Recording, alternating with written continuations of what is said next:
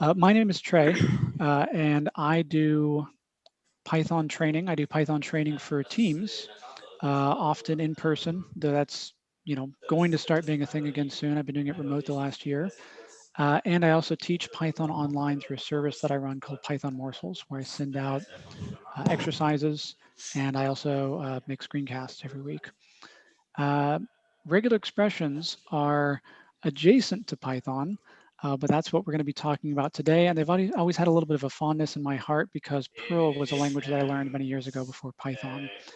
And I can explain, why that is, that's relevant. So that's my introduction. The main thing that I do is teach Python, and I'm really happy to be here at a PyCon, even though remotely, and see all your faces. Would you like to introduce yourself, Nyan? Yeah, hello. I am actually from South Korea, and this is my first PyCon ever. And but I go to college in the States, although I haven't been there physically yet because of the pandemic. And I study computer science at my college. I'm a sophomore. And I'll note for those of you who haven't, if this is your first PyCon, next year at PyCon, please feel free to volunteer. This is both your first PyCon and you're volunteering. And I was told by many people who convinced me to attend PyCon many years ago, show up to PyCon, don't be afraid to volunteer. Volunteer for, not for everything, because there are some things that are a little harder to volunteer for than others, but um, this is a community run conference, so feel free to be the person who's kind of helping it work behind the show next year as well. So it looks like we've got probably about a full house right now. Is everyone ready to get started? If so, I'll get my screen share going. All right.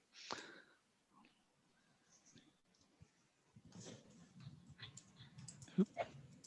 Make sure I got my window open. There we go. Thank you, Ned, or Ed, for noting that the LaTeX resume template. I honestly don't know how it works. I do not know LaTeX well enough to actually know how it works. I just made it years ago through trial and error, and it continues to work. So how this is going to be structured is I'm going to be screen sharing pretty much the whole time, but I won't be screen sharing a um, a slide presentation. I don't have slides, which means you don't get speaker notes, which is a little bit unfortunate, except instead of speaker notes, you get a class website. So I'm going to link to the class website here. I don't want you to be reading through the website as I'm speaking today. I do want you to use it when we're doing exercises though. So there's going to be two ways that we do things. I'm going to be typing here, sometimes asking you, what should I type in? Sometimes asking you questions you have about what I typed in. And the other way we're going to do things is every once in a while, I'll say we're going to take an exercise break.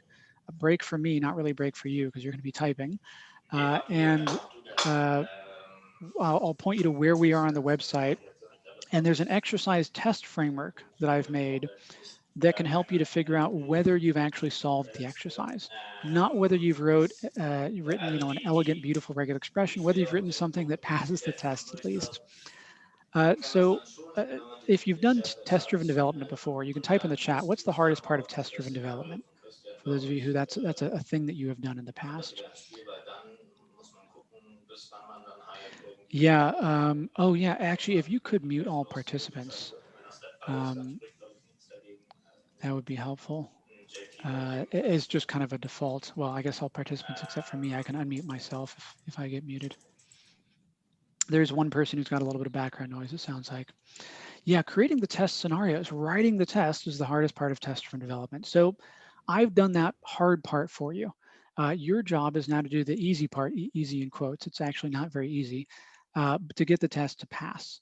So you have to get the test to pass. So we have a kind of a skeleton exercise files and a test framework that I've written so that you don't have to do the work of trying to see whether your code works over and over. So we're going to dive into it. Before we do, I would like you all to type into the chat, what is your experience with regular expressions? So I'm going to put on my screen here. Number one is you've used regular expressions frequently and you understand them. So that's number one. If any bold person wants to type one into the chat, you're welcome to. You've used regular expressions frequently and You don't understand them. So for some reason you're using them frequently, you still do not understand them yet. That's number two. Or you rarely use regular expressions and don't understand them. Um, or you don't know what regular expressions are, which is perfectly okay. That's why you're here in this tutorial. You've been told by someone, maybe whispered in your ear, that you should use regular expressions. So I see a lot of threes in the chat. I do see a 4. I see a 2, a 2.5. Some preciseness here, some precision. That's good. I'm glad that no one's a 1 here. Not that I don't want anyone who knows regular expressions. You can be my TA maybe if you are here, but this is targeted at people who do not really know regular expressions. So you don't know regular expressions. Maybe you've been forced to use them. Maybe you've seen them. Maybe you've been told to use them. And I'm not going to try to convince you to use regular expressions. We're going to talk about what they are and how to use them. And I'm going to try to give you a little bit of a peek into the mind of a regular expression interpreter. So the same way we might say, how does Python see the world? What's the perspective the Python interpreter comes from? How does a regular expression parser interpreter see the world? Regular expressions are a write-only experience for you. Yeah, not even amazing at Python in general. That's okay. So for those of you who, if Python is not your main thing, you're pretty new to Python, I'm hoping this tutorial it'll be a bit of an introduction to Python. I don't really plan to talk about Python very much at all. We'll be in Python, but we're going to be in a programming language that lives inside of a programming language. So regular expressions, often called regexes, are a mini programming language. They're a mini programming language that isn't a full-blown programming language. It can't be used for everything Python can be used for, and it's special purposed. And it lives inside of Python, Perl, Java, JavaScript, Ruby, and most other programming languages. And most regular expression interpreters that live inside those languages, they work mostly the same way. They were all based on, for the most part, Perl, which stole them from computational linguistics, which for those of you who have a CS degree or are going through a CS degree, a formal language and automata theory, there's this whole thing with Turing machines and finite state machines and regular languages and regular expressions. It's a big, scary topic. Regular expressions are a portion of that topic. We're not even going to touch the surface of the rest of it because it's really not relevant to what we're doing. What this mini language is used for is pattern matching. We have text specifically. We are trying to match patterns in the text. We're either validating that some text matches a pattern, or we're searching for something in that text, something that matches a pattern, or anyone want to guess, for those of you who use regular expressions before, what the last thing is? So we're validating, we're searching. Searching and validating are similar. Validating is basically searching, but the whole thing has to match. Searching, a portion of it has to match. And you can search for one or more things. You can search for lots of things in a regular expression or just one match.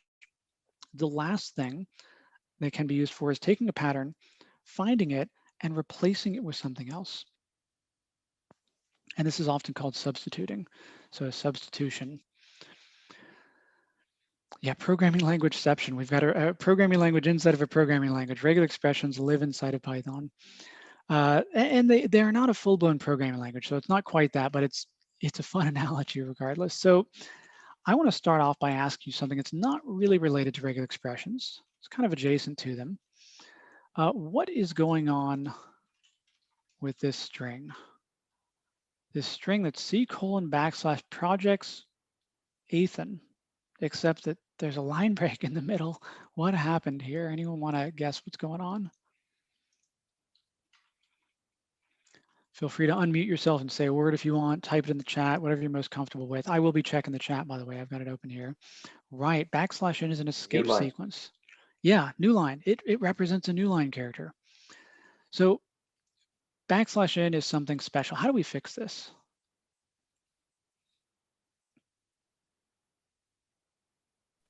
Often it takes folks a little bit of time to type in the chat here. Double backslash. Yeah, double the backslash, exactly. I will note here, I know we're warming up to each other today and we've only got 3 hours of time together. Feel free to don't be afraid to unmute yourself and interrupt me if I don't hear you. I'll ask you to repeat yourself. Also, don't be afraid to type in the chat. I've got the chat open. I'm checking both the chat and I can hear you. So this is one way to fix it. Another way to fix it is to use write an R before the string. Anyone want to guess what the R stands for? Yeah, okay, so I saw two guesses. I wanted both of them. Regular expressions is what I want you to think it stands for, but it actually stands for raw. This is a raw string. It's called a raw string because it doesn't do anything special. The backslash is exactly a backslash, but I want you to associate the R with regular expressions because we want raw strings with regular expressions because there are backslashes that mean something in Python, and they mean something in regular expression land. We don't want to have to double them up. So we'll be using raw strings when we write regular expressions. All right, so I'm going to import RE. Anyone want to guess what RE stands for? This time I think you'll get the guess correctly. So, well, the R before the string didn't stand for regular expression. RE does stand for regular expression. We're going to take a string, and I want to find in this string X. Is X in greeting? What's your guess that I'm going to get back? What do you think I might get back? Anything's a valid guess because we don't know what we're doing at this point. Well, I could get back false. Some indicator that says it's not in there. A Boolean's a pretty good indicator, false or true. Yeah. Ooh, none. I like that guess. So that's, emptiness maybe. Yeah, I actually did get back none. And none as it's represented in the Python REPL is just nothing. It doesn't print out anything at all. So if I put something that is in this string, say O, what do you think I'll get back? I didn't get back false before, so I probably won't get back true. It doesn't seem like we're working with Booleans here. Yeah, maybe the entire string. Could be a string I get back. Could be an O, just the string O. So the way that Python sees the world in this little regular expression. Location. The location, the index. Ooh, I like that guess. Yep, couple guesses for the index. Ooh, the ASCII for O. Maybe a number that represents O. There's a lot of guesses in here. I hadn't expected so many guesses. None of you guessed this one. What is this? It's funny because you're right. A few of you are right at the same time, actually. It's Because the index. yeah, start, that's the index.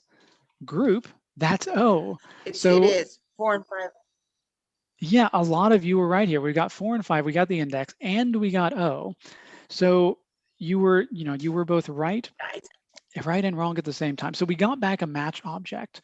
We got back none when there was nothing. We got back a match object when there was something. This is the way Python thinks of regular expressions. Now, this is a really silly example. How should I do this in Python? For those of you who are not so new to Python, how should I look for X, whether greeting has an X in it, whether greeting has O in it? What's another way to do this? There's actually a few ways to do this I can think of in Python. Yeah, there's a find method. That's one of them. And that gives us the index.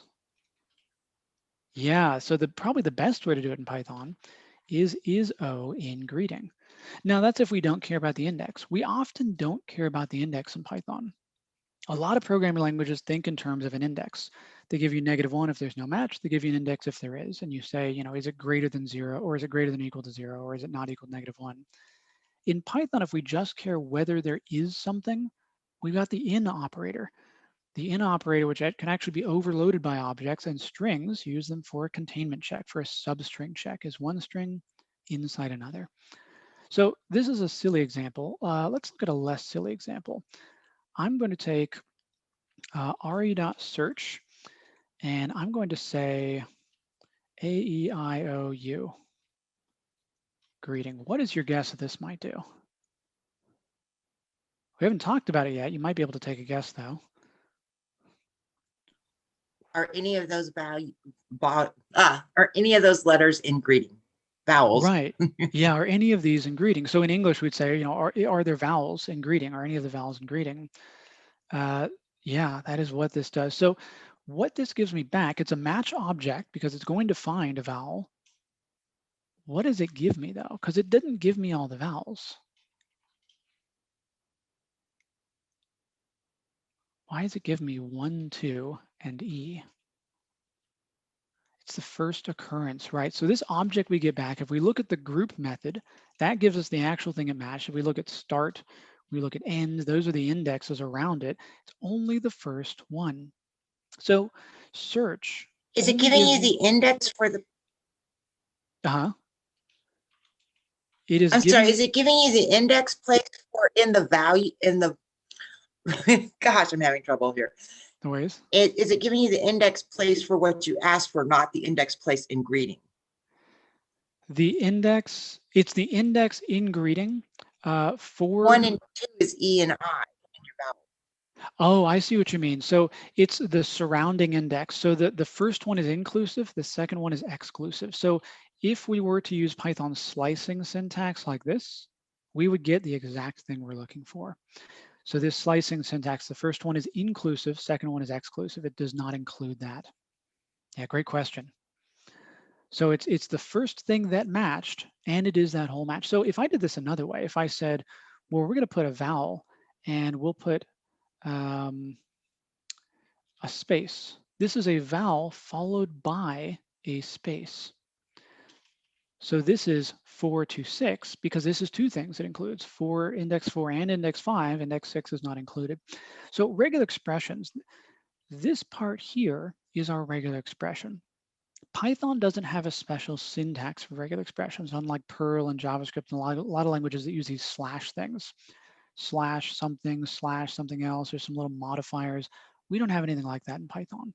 Python, we use a string, we pass it to the search function, it gives us back a match object. This little mini language that we type in that string, that is our actual regular expression. Regular expressions are a programming language where every character represents basically a line of code. It's an entire statement. And each character represents the next thing we're matching. So we're matching this, and then we're matching a literal space character. Now, I kind of lied there a moment ago in that I said every character represents a full statement. I was sort of lying the same way that a for loop isn't a full statement. You can say for letter in greeting, print letter. There's not really a full statement in here because we have a block of code, right? We've got part of a statement and a statement. So a block of code, it's an expression that only those two lines together mean something special. So the for loop means nothing without the print. The print means something without the for loop and not the other way around. Similarly, in regular expression land, this is basically a block of code in a sense. You've got square bracket. Until you see the closing square bracket, it's not really a completed thing. It doesn't have meaning. Once we have the closing square bracket, we're saying we've made a character class. Every character inside this character class, any one of those will be matched. So it only gave us the first match, and it matched, in this case, a vowel followed by a space. So what other things could we maybe put in here? We've got A, E, I, O, U. We could put numbers. Anyone know a shorthand for putting all the numbers? You might have seen this before if you looked up in Stack Overflow regular expressions. Ooh, in this case, I got nothing. If I gave it a string where there are some numbers, it gives me 1, just the first number it's matching. What does span mean in the match object? Let's try it out. So span. Now span, we've got a method we call it. It gives us the start and the end. It's a tuple of the start and the end. So it's the start index and the end index. That is what it represents. And that's if you were to take the span and use it to slice the string, you would get back the actual match. Now, we pretty much never use start and end in span because we have group. Group gives us the full match, the string that represents that match. Unless for some strange reason we cared about the index itself, we don't usually use start and in a span. Great question though. Yeah, 2 ways to do this. So the way we're going to work with right now is still inside a character class 0 to 9. So if there's a dash in a character class, it takes one thing up until another. Now, what is this one? What's your guess what that represents? Capital A to lowercase z. So for those of you who have memorized an ASCII table, you might have some opinions here. I don't know why you would memorize an ASCII table. I do know off the top of my head, 65 is capital A. I do not remember what lowercase z is off the top of my head. I know where lowercase a is 97. Those are the only 2 I've memorized. So you don't think it'll work. I haven't actually typed this before. Ooh, it didn't work. It didn't work. It didn't find anything at least, but it didn't give us an error. Now this worked. It gave us H. This didn't work. Now if I did 0 to Z, that worked. So what this is doing is it's looking at the ASCII value of whatever I give it. In this case, it's 48. In this case, it's 122. It's matching anything in between those. Could be symbols, could be letters, could be numbers. So you can make nonsensical things. We really shouldn't be doing this or this. We should instead be doing this capital letter to a capital letter, or lowercase letter to a lowercase letter, or number to a number. So unless you've memorized an ASCII table and you're doing something strange in there, like one emoji to another emoji, and you want everything in the middle or something, then you probably want to be doing something typical. Letters, numbers, that's it. ORD is ordinal. What's the ordinal value of this particular letter? You can only give it one character. So if I gave it 2 things, it gives you an error, and it is a built-in function in Python. And you're probably never going to use it. I'm only showing you ORD in order to grab that ASCII value because I haven't memorized them myself. All right, so moving on here, we're going to get to exercise in just a little bit. I want to show you a few more things with regular expressions before we do. So back on character classes, A to Z, what is your guess that this will do? It's a little bit of a trick question. If you've seen caret before, you might be deceived by what this does because there's 2 different uses of caret. Guesses on this? Caret, by the way, is that little hat operator that I'm talking about there. Does it specify not? Yeah, not A to Z. So $ matches. If I put greeting, it matches H. If I were to uppercase A to Z, it's not going to match H because H is a capital letter.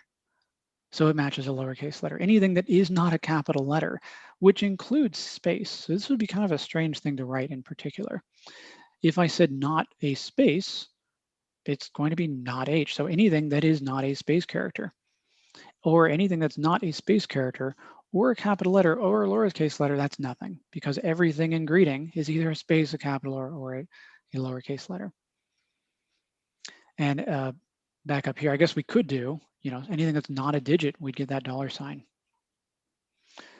So we've got a character class. It can be a range of characters. It can be specific characters. We can negate the range of characters or the specific characters.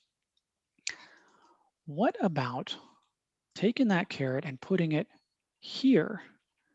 Anyone want to guess what that does? So the caret applies to everything. Yes. So Amanda, you've got a good intuition here in that you've probably seen caret in a different use case. Caret inside of square brackets applies to everything in the square brackets, and it negates everything in the square brackets, but it says match anywhere in the regular expression the opposite of the things that are in that square bracket. So it's just negating these square brackets. It's negating the thing that's inside them. This one, anyone know what this one's going to do? Because you said not just the first. So I think your intuition here was that, wait, I've seen caret represent something to do with the first. What was that?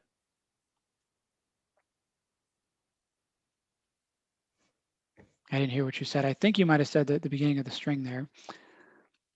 It references, yeah, the start, the very start of the whole string, or depending on the way we've got our regular expression engine set up, could be the beginning of a line. In our case, it's the very beginning of the whole string, even if there's new line characters. So it didn't match. Didn't match because there isn't a number at the beginning of the string. This matches the number that happens to be at the beginning of the string. So this isn't matching a character. What is it matching? This is kind of strange. It's the first time we've seen something like this. We're not matching one character. What are we really matching? I'm going to show you the opposite of this. $sign matches the end of the string. So I'm matching something that is at the end of the string. And in fact, I can say, maybe a letter that's at the end of the string. Now, if there's no letter at the end of the string, it's not going to match it. But in greeting, we're asking, what is the letter that is at the very end of the string? It's D in hello world. So caret and $sign, caret, by the way, it's spelled like this, caret. I don't even know what that means actually, but it's pronounced like carrot. So spelling it this way is fine. You can call it a hat, or there's a lot of names for that symbol. For whatever reason, caret's the one I use. So our little hat or our $sign, they represent the beginning of the string, the end of the string. They're the space between characters. They're not a character itself. It's as if you're reading. I'm just going to hold up some kind of paperwork here that I probably shouldn't hold up. You're reading some text and there's letters you're matching, but you could also say, you know what, I want to match the space between the letters. I want to say specifically we're anchoring ourselves to the beginning of the string or the end of the string. So these are anchors is the way you can think of them. They're not actually matching a character, but they're saying the thing after me or the thing before me, anchor it to a specific part of the string. All right, what if we want to match an actual open bracket? What could we do, do you think? So if I wanted to match open bracket, close bracket, maybe I'm parsing markdown, which you probably shouldn't do with regular expressions. We could try to do it. Yeah, we could do a backslash maybe. So here, here we've got a problem because it says there's nothing inside of our square brackets. Here we don't have a problem because it knows we don't mean square brackets in regular expression land. We mean literal open bracket, literal close bracket. And the same with a literal $sign. So for example, if in our $100, we wanted to match an actual $sign, we can't put a $sign. What does a $sign represent? In this case, it gives us nothing because we're not actually matching a character. We're matching that there is in fact a place that this is relevant because remember, we're anchoring ourselves to the end of the string. So a literal $sign, backslash $sign. Another way you could do it is put it in square brackets. Square bracket, $sign, close square bracket, it's saying this character class, it just has a $sign within it. So two different ways to escape things. So in regular expression land, we have metacharacters. They're not actual characters. They're not matching a real character. They have special meaning. Square brackets are metacharacters. What other metacharacters might we have? So this is a metacharacter, both of them. Other guesses? Other special meaning characters you think that you can think of? You might maybe have seen. With two sets of square brackets, would that match a literal square bracket? I believe it does. Yeah, it does. Now this is really confusing. I probably wouldn't write it this way. I would probably use a backslash. If you do it this way, I don't know whether this works. It does not work. Future warning, possible nested set position 1. I have never seen that before. That's a fun thing to Google later.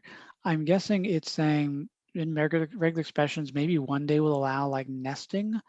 I don't even know what that would mean though. So backslashes are your friend when you're trying to use literal square brackets. So I think you're guessing exclamation mark might be a special meaning there. Yeah, so these two are metacharacters. Exclamation mark isn't a metacharacter, but there's one that's similar that you might have been thinking of, question mark. Question mark is a metacharacter. Yep, and in fact, it's giving us an error. It's saying, oh, there's nothing to repeat. We'll talk about that in a moment. Asterisk is a metacharacter. Ampersand, ampersand is kind of an interesting one. It's not a metacharacter in Python, really, but it's kind of a metacharacter. Well, so it is actually. It is in certain contexts, and we'll talk about that. Well, we might talk about that later. And there's more than we're actually going to get to today. Yeah, pipe is a metacharacter. Period is a metacharacter. Dash is an interesting one. Dash is only a metacharacter when you're inside square brackets, which is confusing. It's like a contextual metacharacter. Plus is one as well. It's going to give us a complaint, so there's nothing to repeat. I don't remember whether at is one. Honestly, I haven't memorized all the metacharacters because if something isn't working in regular expression, I stick a backslash in front of it and usually it works. Period means something special. What is period giving us? Anyone want to guess as to what period means? We're getting $sign here. We're getting H here. So it's matching $sign and it's matching H. Yeah, any character, any one character. Now the default is a 1 in regular expressions because each character matches a character. Here, A to Z, we matched a character. Anyone know how to match more than one character? If I wanted to say, for example, you know what, I want not just a letter, I want a word. I want a lowercase word. What could I do to modify this character here, this whole class, to say, I want this thing multiple times. Because that's the way we do this in regular expressions, kind of like a for loop in Python. We say we want to do one action over and over. In regular expressions, we say we're matching one character, always thinking in terms of one character, but we want it right more than once. So this is 0 or more times. Now this is funny. We matched empty string. Why did we match empty string? Regular expressions are sometimes kind of finicky. Technically, an empty string is 0 or more times. There are no characters that match that, so it gave us an empty string and said, here you go. So instead of asterisk, we need a different quantifier. So this is called a quantifier. It's taking the thing before it, that one character we're matching, and matching the same type of thing more than once, 0 more times. Plus is 1 or more times. So we are matching LO. Now this is kind of funny. We wanted to match a word. We matched part of a word though, because we didn't match the capital H. So we'll talk about how to fix this later, but we're matching a lowercase letter 1 or more times. So as long as we can, find a string, the first string we can of consecutive lowercase letters is really what we're asking for here. So we've got the quantifiers asterisk and plus. We also have question mark. So that's that metacharacter I mentioned earlier. Any of you know what question mark is? Matched an empty string here, which is kind of interesting. Yeah, it matches 0 or 1 times. So question mark is 0 or 1 of the thing before it. Now that's kind of a weird thing to do on its own. But if we were to say, for example, a space followed by 0 or 1 things after it, followed by, I'm trying to purposely do this for our regular expression, O, we've matched space WO. Now, if we put a W here, that's valid too, because it says space W. Now, there was nothing before me, but it technically matched 0, 1 times. If I put R, there's no part of this string, I'm getting an error here because I got none back. There's no part of this string where you see a space, 0 or more of a character, so either a character or no character, sorry, by character I mean lowercase letter, followed by an R. We see world, the thing before world is an O, it's not a space, it is a letter, a lowercase letter, but the thing before that isn't a space, it's a W. So this is 0 or 1 times, this is 1 or more, which does match because we got space 1 or more of this lowercase letter and then R. And in fact, if we put an asterisk, that would match as well. Okay, this has been confusing. Questions on regular expressions. We've got anchors, we've got metacharacters, we have quantifiers. We just dove in deep here. There is more to go, but this is kind of the summary of how regular expressions think. They match a single character. You can quantify, you can repeat that little pattern that you're matching a single character on, and you can anchor to the beginning or end of the string. And there are, in fact, other anchors as well we'll talk about. And you've got character classes. You can negate character classes. And that's pretty much everything we've done so far. Questions? We're going to dive into exercises in just a moment here, by the way. And I'm going to link you to where we are on the website, how to get started with those exercises here. So I'm going to drop 2 links into the chat. The first one is the exercises page. The second one is the first set of exercises. So I'm going to pop over to my text editor here and let you know what I expect you, what I'd like you to be doing right now. So we're going to do at least 10 minutes for this exercise break. I'm going to check how we're doing on time in a moment here. And by the way, this is the time on my machine. I know everyone's in a different time zone than me for the most part. Someone's probably in my time zone in here. But what I'd like you to be doing is download the exercises.zip, that exercises zip file that is on that first link that I dropped in the chat, that is at exercises on the website. And that website is PyCon, I'll put it up here, pycon2021.regex.training. There's no .com in there, it's regex.training. I have a domain acquisition problem. And So download the exercises zip file there and extract it. Extract the exercises.zip file. And then the next thing I'd like you to do is change directory. So open your terminal. Now this is the part that might get a little bit weird. If you're very new to Python, you've never really run Python from a command prompt before, please ask for help on this if you need some. Open your terminal or command prompt or PowerShell, whatever this might be called on your machine. Change directories to the place you extracted it, to the exercises directory. So CD, change directories to the exercises directory, and then run Python test.py, and then the very first exercise name, which is has_val. You will see failures and see failed. It says failed because you haven't done the exercise yet. And then after that, open up intro.py and edit the hasval function to try to get it working. Now you're going to want to use re.search. That is the one function we've been using in the re module. You'll import re, you'll call re.search with some kind of regular expression, and then some little string here, and that string is passed into your function, some variable. So this is going to be a little bit, it's usually a little bit of chaos when we do this. We get the exercises on our machine, they can't extract properly, we don't know where we extracted them to, we don't know how to open up a terminal. We opened up a terminal, but Python isn't working. We type Python, nothing happens. If you're on Windows, you may need to type py instead of on Windows. Py on Windows instead of Python. Sometimes Python works, sometimes it doesn't. It depends on the way you install Python. Unfortunately, yeah, it's an unfortunate thing. Eventually in the future, everyone will just be able to type Python one day. So py test.py has_val if you're on Windows. If you're on a machine that has Python 2 and 3 installed, please run Python 3. So you may need to type Python 3 because I'm going to be in Python 3, so I don't want confusion. And in fact, the test framework may only support Python 3. I believe it does.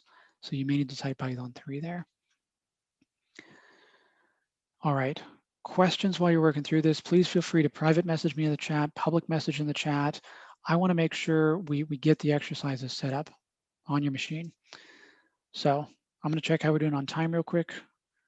And well, the thing that I'd like to make sure that this exercise break, if you get one thing out of it, get the exercises framework set up so that you can have an easier time in the next breaks here.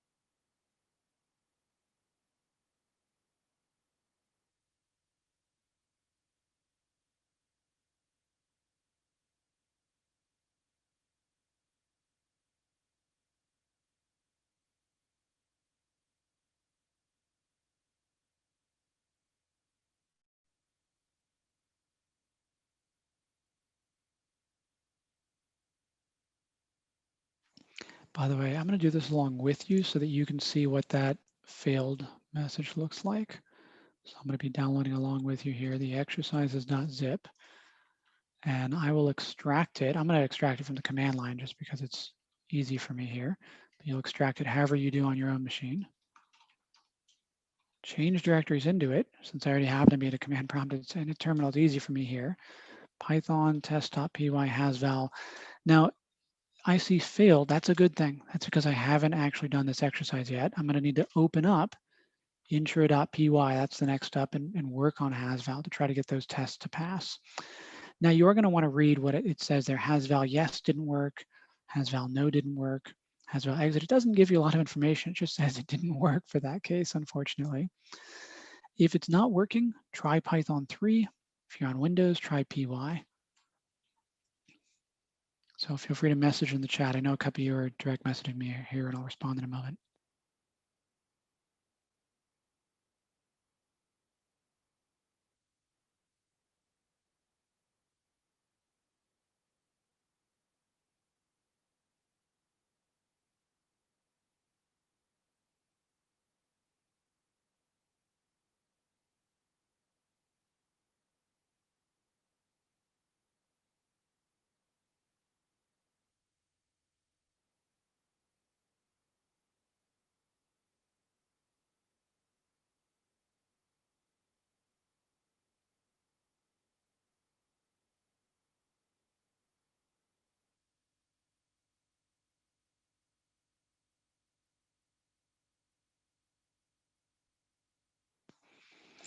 Israel noted here that the tests in these exercises, they're going to be lacking in some regard. They're either going to make too many assumptions about what should be matched, and the specifics of what should be matched are far too few. Usually I err on the side of too few.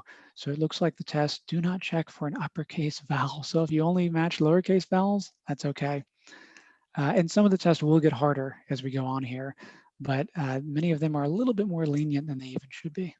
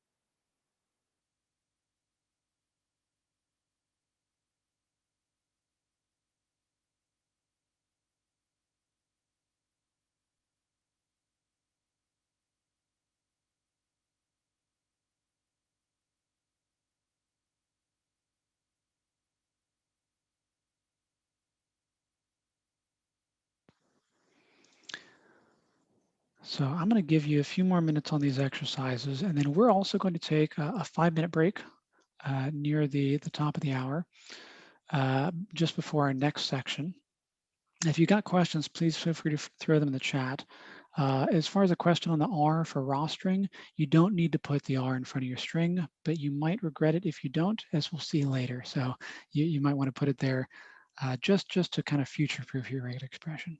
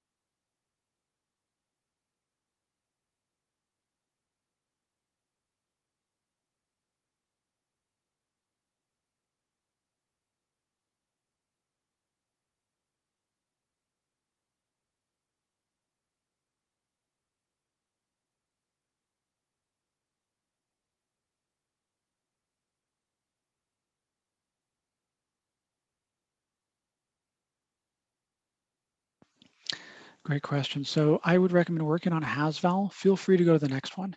You know, if you get bored because you solved the first one, move on to the next one. I purposely put more exercises in each section than I expect you to be able to get through, although this one's a little bit shorter than most.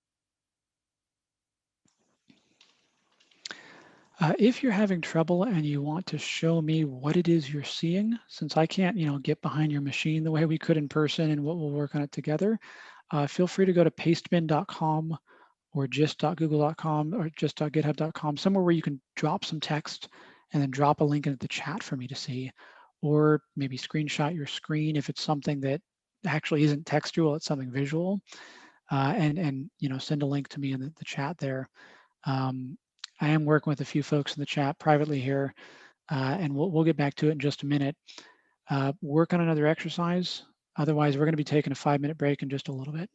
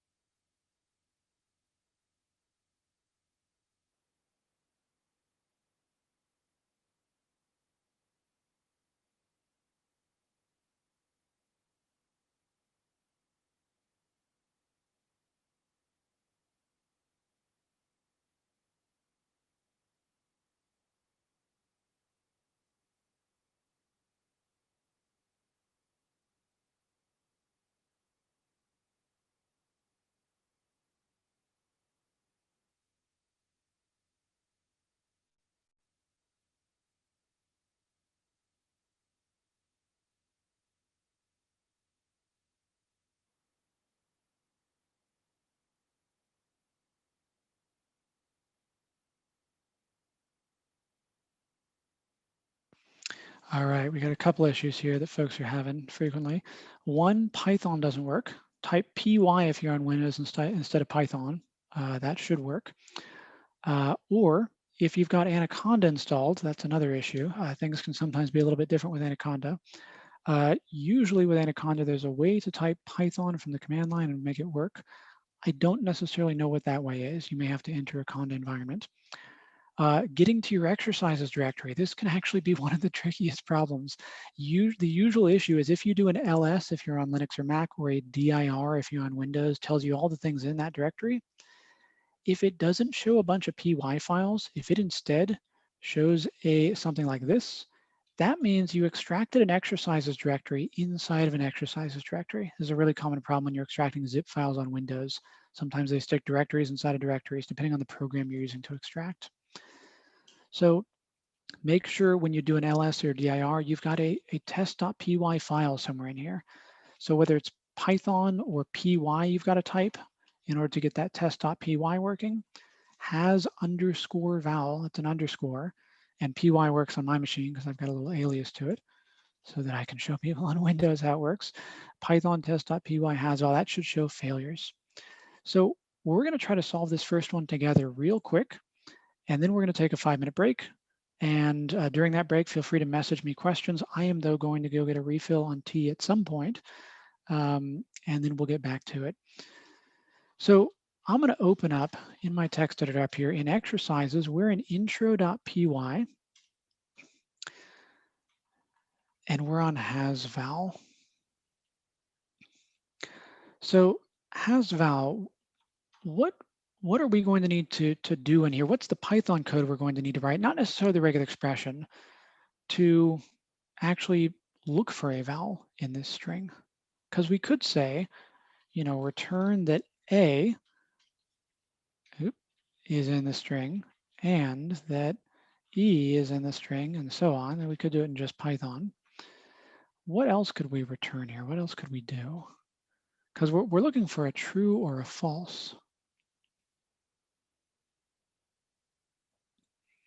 We've got the RE module. What is it within the RE module we're going to use? We've only talked about one thing in the RE module so far. Anyone remember what it is? Yeah, search. So we got the search function. We're going to give it a regular expression and our string we're searching in. What is it going to give us back? What is this thing going to be that we get back from it? It's going to be one of two things.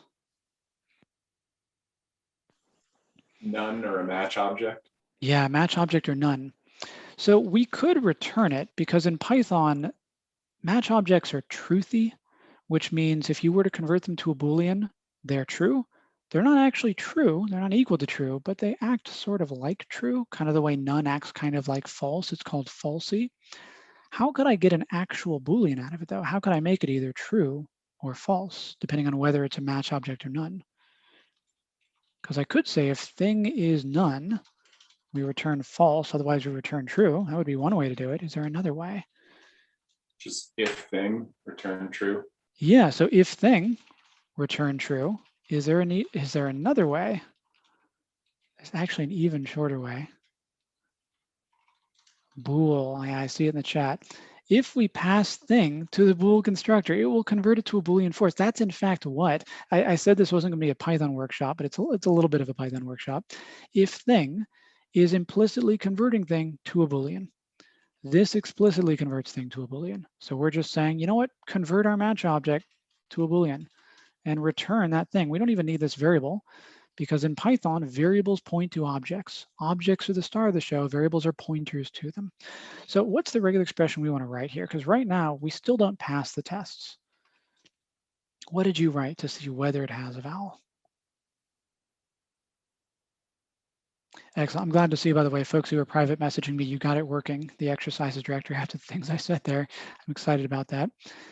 Yeah, you didn't know about bool. I'm glad you learned something new about Python, even though it has nothing to do with regular expressions. You learned one thing today. Yeah, A-E-I-O-U, like that. This should work. Now, you're right. The thing I'm missing, ooh, what did I do wrong here? Looks like I got some invalid syntax. I am missing a closing parenthesis. Very common problem. The way I guessed that, by the way, if it says there's a problem on line 12, I didn't touch line 12. That means it thinks line 12 is still part of the line above it. So something's probably not closed. That worked. This wasn't supposed to work. We probably should have required uppercase vowels to be searched for as well. Our tests are inadequate though.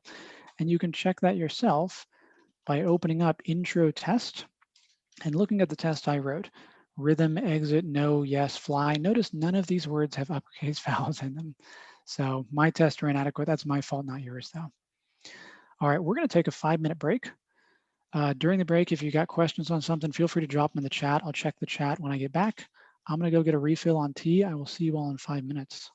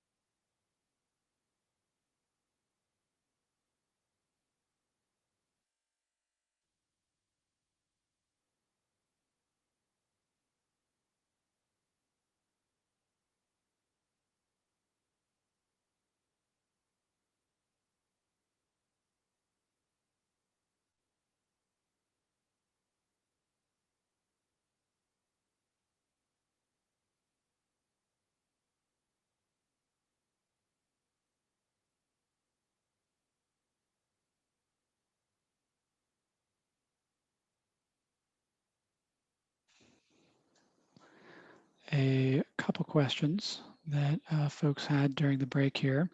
One was that, could I show this on the screen? Because not some folks wanted to write it down. So it is up on the screen here, the answer. The answer to where we pass in you asked where we pass in the bool at intro test.py. I think you were asking where we pass in the actual string. Correct me if I'm wrong here, but if we look at the test.py file, I'll open it up in a split here. I've done the work of passing in the string. So you can't, if you run python test.py, you can't say, I want to call his hasval with a string. This isn't going to work because this isn't actually a command line program that's taking Python code. This is the name of an exercise. So hasval happens to be the name of the function and the name of the exercise. I made them one and the same for all of these. And that tells my little test framework that I wrote here. This is something that I did, not that it's built into Python. The hasval exercise, it runs these tests. These tests go run the hasval function with a rhythm, and it asserts that the result is false that comes back, and it asserts the result is true for exit. If you want to manually test this, you can always do that yourself. You're going to have to do it from a Python REPL though, or another py file. You could say from intro, we will import hasval, and we'll give it some kind of word. Maybe we'll give it my name and see that it does in fact have a vowel in it. Or we give it, a string that has no vowels. All right. Other questions as we get back into it here.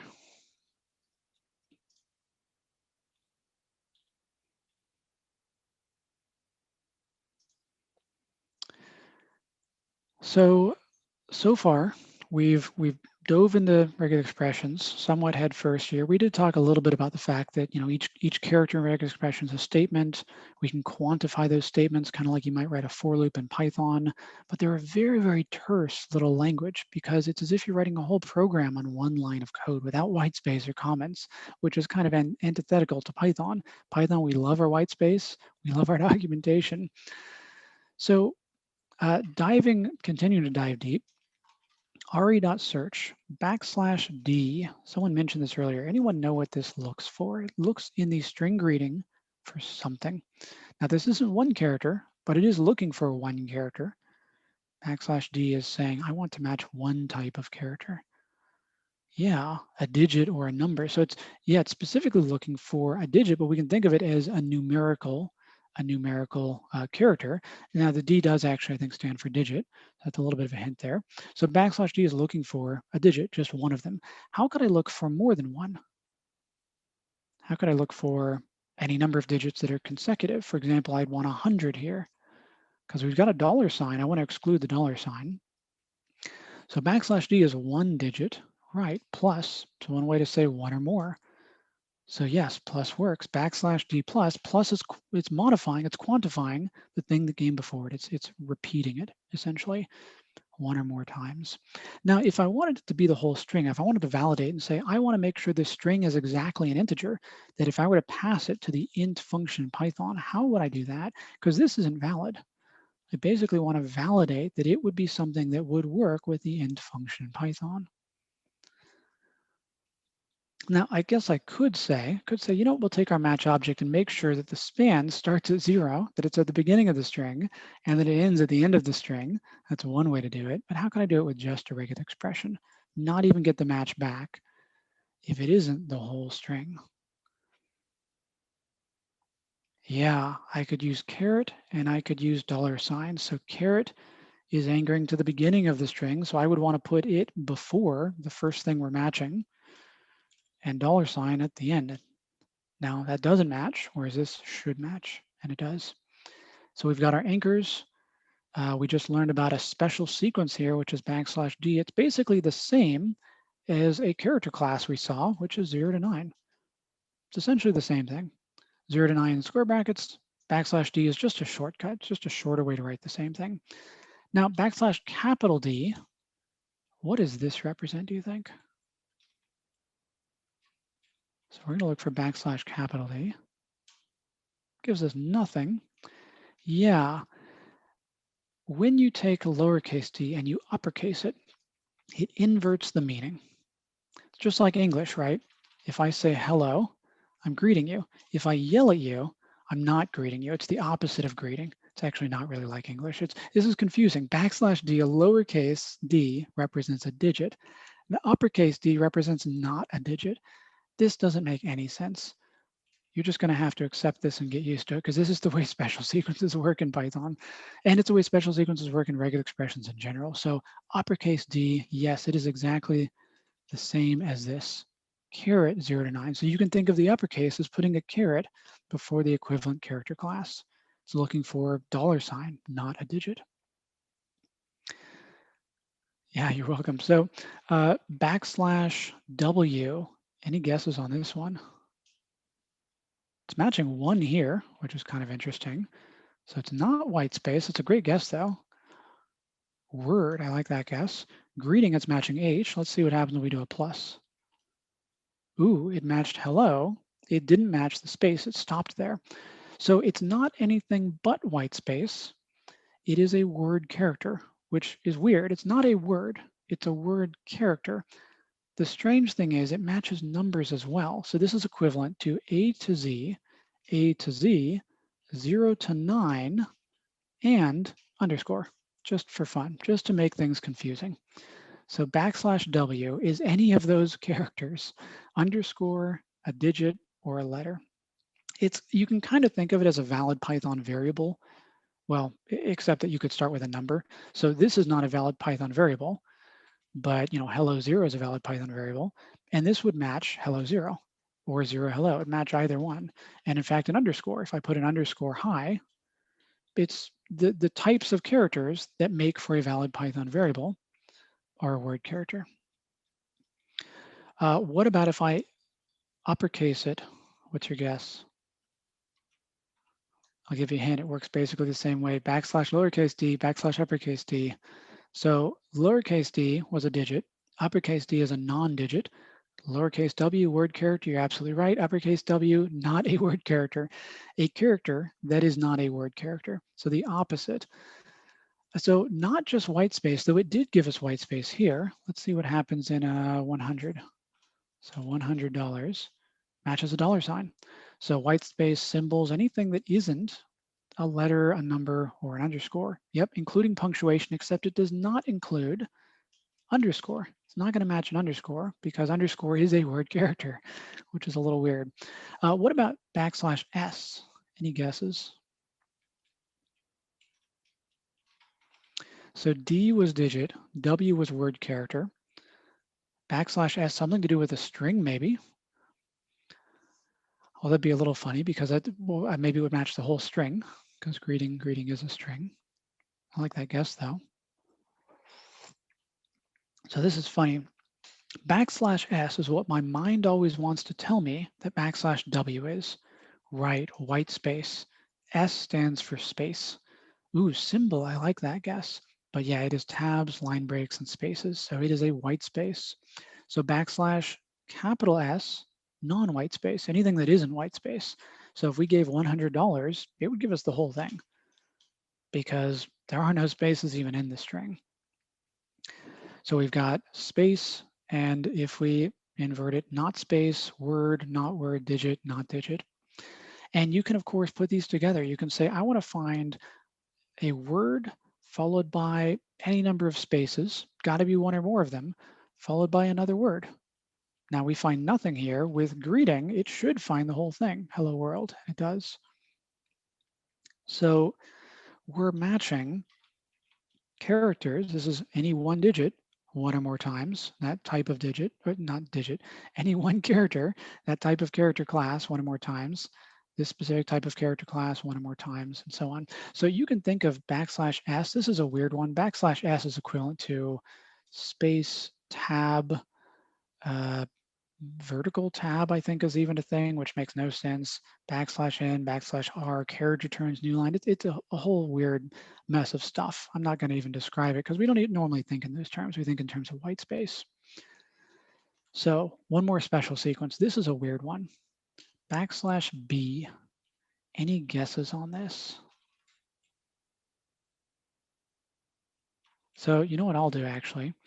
is I'll say A to Z plus, now this is lowercase a to z plus bits, booleans, line breaks. I like the guesses. \b. So it's one of those that you either know it or you don't, because I'm guessing you're not going to guess it unless you know it. I like these guesses. I'm curious whether someone will. I don't think I would have guessed it if I didn't know what it was, if I hadn't looked it up. Bits, booleans, and line breaks. Line breaks is the closest. It's not a character. That's my hint. It's actually an anchor. It's like caret and it's like $. It's the space between characters. So caret matches the beginning of the string. It's anchoring us to the beginning. $, anchors us to the end of the string. \b is anchoring us to a transition place. It's anchoring us to where a word becomes a non-word or a non-word becomes a word, which is strange. So either it's the beginning of the string and we get anything, or it's the end of the string, or it's where you just had a word character and now it's not a word, or you just had a non-word character and now it's a word. So because we're matching something that happens to be a word digit here, lowercase a to z, we have to be moving from a non-word to a word and from a word to a non-word here, or the beginning and end of the string. So the B stands for boundary. It's a word boundary. So it matched world. It didn't match hello. Why didn't it match hello? And in fact, it didn't match any part of hello. Hello has a capital H, so that wouldn't match. Why didn't it match LO? So if I remove the \b's, this matched LO because it matched the first thing that it could match. Yeah, LO doesn't start with a boundary. So the problem was the beginning \b. That forced it to match world. The end one wasn't a problem because it moved from LO to space. And with world, the end one wasn't a problem because it was the end of the string. So the beginning one, that was our problem. So this is the magic that I have wanted many years ago when I didn't know about it in regular expression land, saying I don't want to match a portion of a word, I want to match a whole literal word. Now there's a downside to this.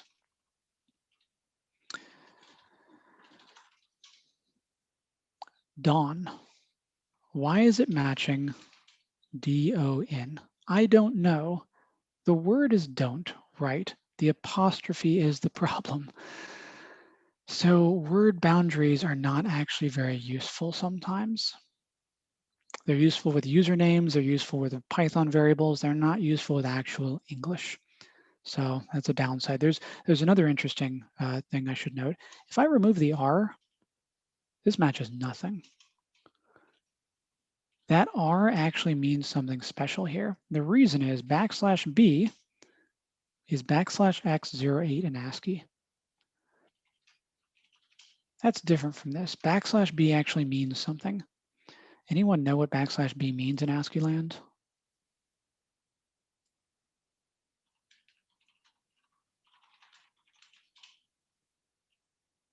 Ooh, oh, it's because I put the R in front of it. This printed out hello.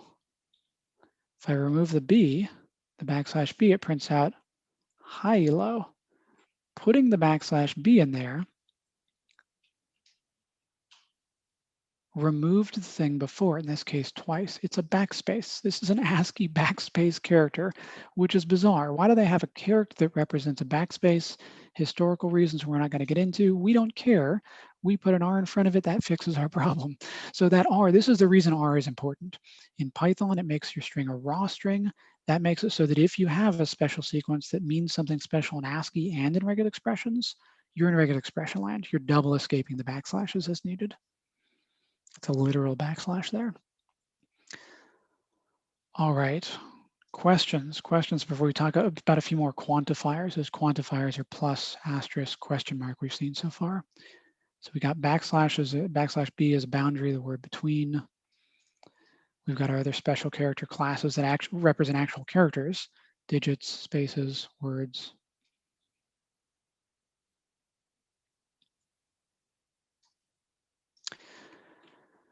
So if I want to represent a United States zip code, the shortened format is 5 digits. So, you know, the famous television show 90210, that's how you can tell it's 5 digits. \D 90210. Well, that's 5 digits. Is there any other way to match a zip code?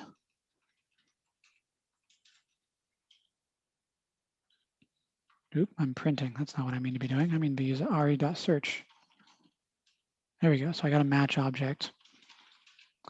Yeah, so plus this would match one or more, which might work, except what if it was long? Well, that's not a zip code. This is, I don't know, a phone number or something. So we need to do it 5 times exactly. This curly bracket or curly brace 5 close curly braces, it match exactly 5 times the thing that came just before me. So it's 3 characters, which is a little bit cumbersome, but it's telling the thing that came before us, I want to quantify you 5 times. So how could I, well, actually, I'm going to show you another syntax for this.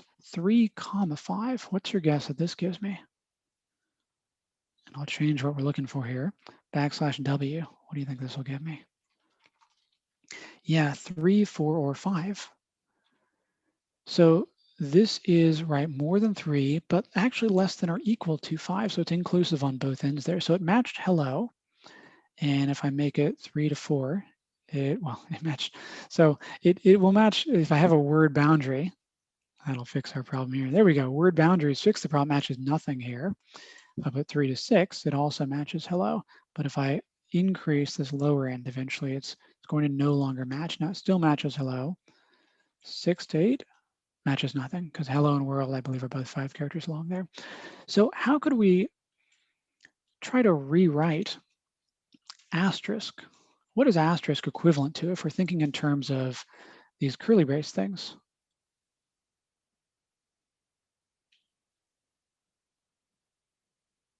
It's a little bit weird because I haven't shown you the syntax for this yet, because it's 0 or 1,000, right? 0 colon 0 forever. It's actually 0 comma with nothing after it. So this is 0 or more. This is like plus, this is 1 or more. What is question mark like? Because question mark is, it's optional. That's the way we think of question mark. Is it there, is it not, right? That's 0 or 1. So you can think of asterisk, plus, and question mark as special cases. There's special cases of these little curly brace notation. Now they're the most common special cases, but sometimes you want something more specific. That's when you should reach for those curly braces to quantify the thing that came just before you. And you can do the opposite as well. You can leave off the 0 and say, you know, up to 1, which is a little bit weird, but it works. It's 0 by default in the bottom there. Is there a way to or things, like maybe you want 5 digits or 10 digits, but not? Ooh, there isn't with this particular syntax, but there is something called alternation in Python that uses a pipe. That also involves grouping. We're going to get to that a little bit later. That'll be actually one of the last things we get to today. Great question. And by the way, if I'm wrong, if someone actually knows the syntax for it, let me know. Feel free to type it in the chat. It's very possible there's a syntax. I just don't know, because we all learn things in a different order. But as far as I'm aware, this curly brace syntax does not include any way to do that in Python. So are these special cases just to save characters, or do they have different, which special characters? Oh, are you talking about \W? Or are you talking about, because the curly brace, these curly braces, if I put just curly braces, it's an error. It's quantifying the thing that came before it, right? So \W is quantifying those curly braces.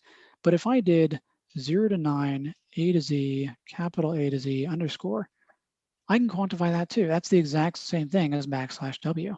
Or if I wanted just letters would be like this, A to Z and A to Z like that. And so this is 0 or 1 letters, or 3 or more consecutive letters. So I think to answer, I guess the question I had was like question mark versus just curly bracket 0, 1. Right. So is this question mark just to save characters? Mm-hmm. Yes. Yep. It's just to save characters. And part of the reason is question mark, or rather, I can tell you this for sure, star was invented before the braces. So star, this is, if you look up Kleene star, I believe it's called. This was stolen from formal computational linguistics. Computational linguistics, Perl, which was written by a linguist, he decided he was going to take formal language and automata theory from computer science, which overlaps with computational linguistics, which is, it basically says, well, if we're describing words in, English or some language or something, vowels, basically they made this little mini language that would match, and it could theoretically do this on a computer, as Perl decided to actually do, a thing that came before it 0 or 1 times, for example, or 1 or more times. They took the Kleene star, they made it an asterisk. Instead of a little asterisk up high, they made it an actual literal asterisk. They invented the plus, they invented the question mark. I don't know if they stole those from somewhere, just invented them. And then they invented the curly brace. So kind of historical reason that the shortcuts came first, but they're just shortcuts. So these are just to save characters. And again, if I'm wrong about that for some reason, let me know. I'm pretty sure I'm right about that, though. I don't think there's anything special with those beyond them being equivalent to those curly brace equivalents. So speaking of matching letters, it would be nice if we could say, every time we want to match a letter, we don't have to put the capitals and the lowercase. So in Python, the way to do this is to pass a flag. In other programming languages, you do it something like this, where you'd say, I want to match A to Z, and I'm going to put the I, if I could find my backslash key, the I flag to make it case insensitive. We don't have any special syntax for Regex expressions. There's no special backslash thing in Python. So we do it like this. We say, we're just going to use A to Z like this. Flags equals, we've got the RE module imported, RE dot ignore case. Or if you want to be cryptic and upset your coworkers, re.i. But of course, we're in Python. We like verbose things that are actually readable. Ignore case is the way to go. So we're telling it, we don't care for anything that matches a word. We don't care about case. So uppercase, lowercase, doesn't matter. Now, if we look at if we look at H, that actually also matches capital H. So 1 or more H's is going to match even capital H. So it's ignoring case with everything in the Regex expression. So ignore case is the first flag that we'll see, and we will see other flags as well. Questions? Questions on quantifying, on flags, and anything else?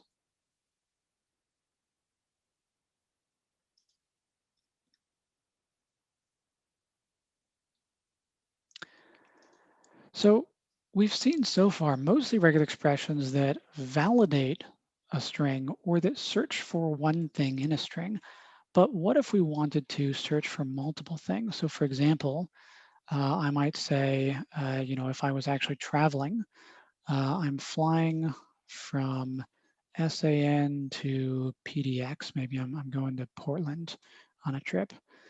If I say re.search and I look for an airport code, which an airport code is, a word boundary, because we want just the word. What else are we going to need in here? We surround this with word boundaries.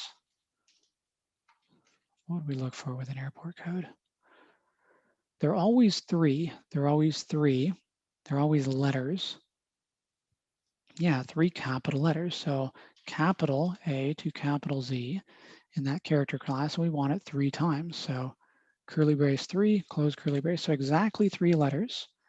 We get SAN. We don't get PDX. So the search function that we've been using this whole time, it gives us 1 match. Does anyone know in Python how to find more than 1 match? There's actually in the RE module a function for this. We've only been using search so far. If we scroll through the documentation though in the RE module, yeah, there's also find all. So we're gonna have to scroll a little ways. Before I talk about find all, I actually want to show you find iter. Find iter is the simpler, not the simpler approach, the more rudimentary approach. Find all is the higher level approach. So find iter gives us back a callable iterator object. What does that mean? Any guesses as to what we could do with this? I could try to get its length. It says it doesn't have a length. I could try to slice it or index it. That doesn't work. Yeah, you are correct. 4. We got to write a for loop so we can loop over this thing. It's an iterable. So for match in re.findItter, we get a match object back. And we can do with that match object with the same thing we do with any match object. So we could, for example, call the group method. We get the match. We get the first airport code. We get the second. Now, the reason find all is something that people use is find all is a shortcut. Find iter is the long way to do it. If we just want the string we're looking for, not a match object, find all gives us just the matching string. So sometimes you might want find iter. And there are cases, as we go later, you might find some cases where find iter actually makes more sense. But you can think of find iter as similar to, not exactly the same as, but similar to a little list comprehension in Python that looped over find iter and grabbed the group out of it. So find all is kind of a shortcut for this. It's not identical to that, but it's similar. So find all is our usual shortcut we'll use when we're looking for just the matches. All right, questions as we dive into exercises here.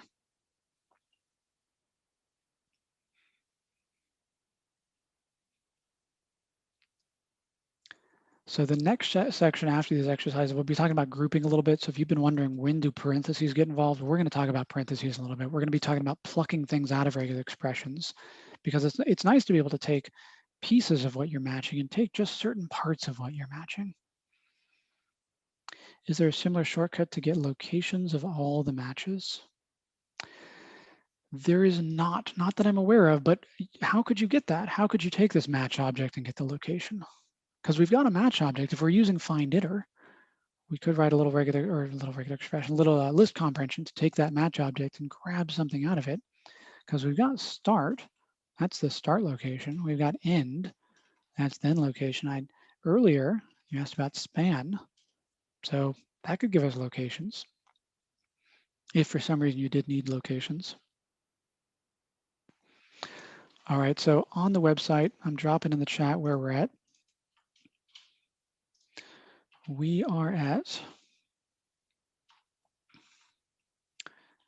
the validation and search exercises section of the website. That's under regular expressions module at the very bottom of that page. So regular expressions module at the bottom of the page.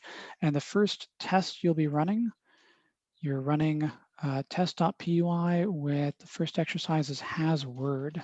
So before it was has val, now it's has word, named very similarly. So Python test.py has word, and the file you're editing is validation.py. So validation.py is where you'll edit that file to get the test to pass. And I'm going to give you at least 10 minutes on these.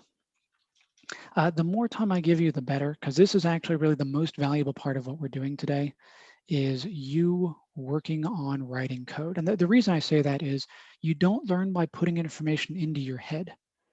You learn by trying to retrieve information from your head. That's where learning actually happens. It's the act of retrieval that carves those neural pathways to let your brain know that this is important.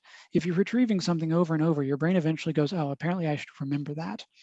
So the retrieval is the important part. This is the most important part of what we're doing today, is you on your own computer writing some code to try to get the test to pass. So any questions at all while you're working through these, please don't hesitate to ask in the chat.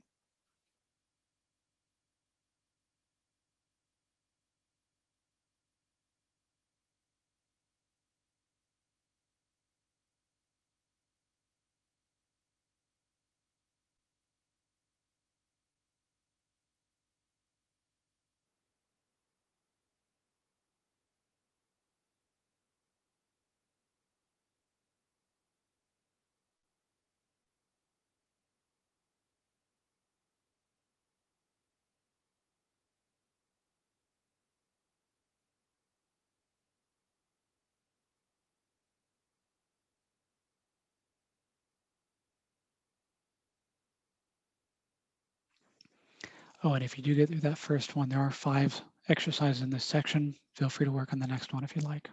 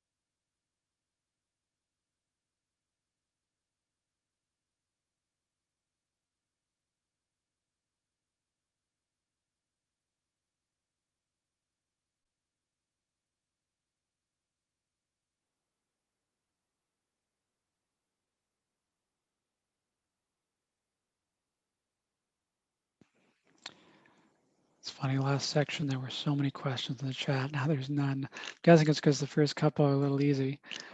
Well, relatively speaking. If you're looking for something more challenging, the last couple in this section are quite a bit trickier. So feel free to get yourself stuck and ask me a question.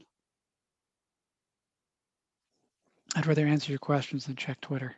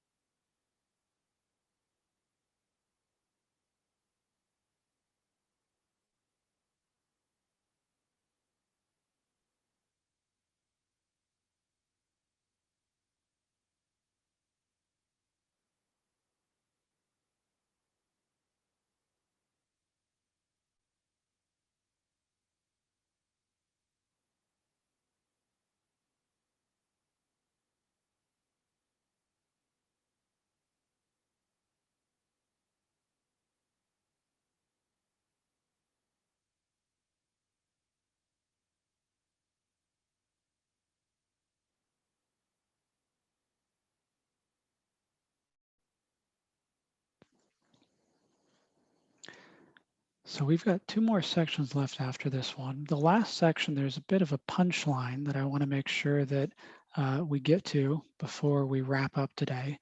And that's really the thing that if there's one takeaway from today, that's this last section that we have at the very end. We'll have one thing that I want you to use in your regular expressions when you write them, whenever you write them in any programming language, actually, that people often overlook because they're not taught it. And I didn't know it for many years of using regular expressions. In fact, this tutorial, the first time I gave it was called a readable regular expressions, because you can actually make regular expressions readable. Believe it or not, they're not readable normally. You can make them more readable at least. So I won't go as far to say you can make them actually readable. You can make them more readable than they normally are by adding white space and comments. That's the thing we're going to talk about at the very end. So before we get there though, we're going to solve one of these exercises together. And then the next section, we're going to talk about grouping things and what the use of that is. So we're in validation.py. Validation.py, and instead of looking at has word or 4-letter word, I want to skip all the way to get email, which you probably didn't do. You might have done, depending on how far you got, but you probably didn't do if you just worked on the first 1 or 2. So we need to validate that the string is an email, or actually, do we need to validate it's an email or has, oh wait, this is a different section. I mean, is email, not get email. Is email is up here. So is email, it returns true if the string represents a valid email. So what does an email look like? How would you describe an email, even if it's in English? What needs to be in an email? What's the order of the things? So type in the chat the way you would describe it. Yeah, there's an @ sign. There's definitely an @ sign. @ sign and a .com. Ooh, is there a .com? So I've got a couple emails. Trey at pythonmorsels.com is one of them. But Trey at truthful.technology is one of my emails. That has no .com at all, which breaks a lot of validation on sites I try to sign up for. For example, LegalZoom, when I tried to make my company, did not like this email address, which is a little bit unfortunate. So write text at something.text. So maybe country codes, maybe some other very long thing like .technology or .museum or .training. So we're going to try to be lenient. This is always a problem with regular expressions, is how specific do you want to be? Or rather, I could put it a different way. How many false positives? How many false negatives? What type of error are you willing to accept and in what cases? How often do you want to accept an email that isn't valid? And how often do you want to turn away an email that is valid? So to be extra lenient, to make sure someone can type in an email that is technically valid, but we hadn't thought of it, we want to have, username at website.some domain. We're not even going to necessarily say it's valid. It could, in theory, be valid one day. So the domain we'll say is a word character. Maybe it has digits in it, could have underscores, although domains can also have hyphens. So the domain we probably want to also have a hyphen in it. So maybe this is a valid domain. Could I put a period if I want to match a period?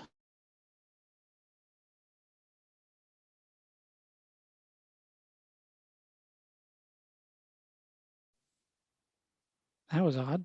Am I the only one that disappeared?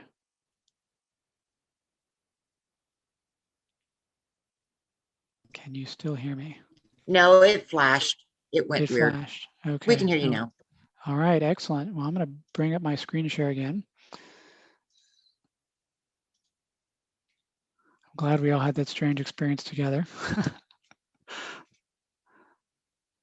Looks like the screen share ended. Yep. All right. So a period is a wild card. So we need to do something special with this period. What do we need to do? So this is maybe Double a domain. backslash. Yeah, we could put a backslash before it. We could also put it in square brackets. What do you prefer? There's not a right or wrong way to do it. Who prefers square brackets period? Who prefers backslash period? You can type in the chat. Backslash. We got a couple of votes for backslash, probably because you're used to it. I actually kind of like the period in square brackets, even though it looks kind of funny. We're going to do backslash because you're used to it. I will show you once we talk about readable regular expressions later This can sometimes be a little bit more readable than this. Both of them are pretty readable, I think, though. So I need to remove this white space because a literal space is going to be matched here. So we're going to have something, we need an at as well. So what comes before the at? We're going to stick this all in re.search. This is where our regular expression is going to go. It's going to look in the string. We'll convert it to a Boolean as we were doing before. So this whole thing will stick inside this little R here. We're going to make this valid Python code. Something before the at. We could say a word. Can you have, what is this not going to match though that might be a valid email? For example, if you use Gmail, sometimes folks will use characters in their emails. So is email false is not true. 123 at example.c. Why is that not matching? What are we missing here? We got a word one or more times. We got an at symbol. We got a word or a dash. And you can actually put, by the way, I didn't mention this, \w can go inside of square brackets, which is kind of cool. It can be inside a character class. That's one or more times. A literal period. And then \c. So this is supposed to be false. It is matching. Ah, we got a problem. So our domain apparently cannot be just one character. Well, let's make it 2 characters, 2 or more. So our quantifier will be curly braces, 2 or more characters. That passes our tests. I would say this shouldn't pass our tests. What's an email that doesn't pass? Now there's an email address that I use sometimes on other domains. I'll type in not Trey@pythonmorsels.com. I'll say, you know what? I want Trey plus PyCon at pythonmorsels.com. This is valid to do in Gmail. Or Trey period. Maybe I'll do TRE period Y. That's valid to do in Gmail. So these are not going to be matched by this up here.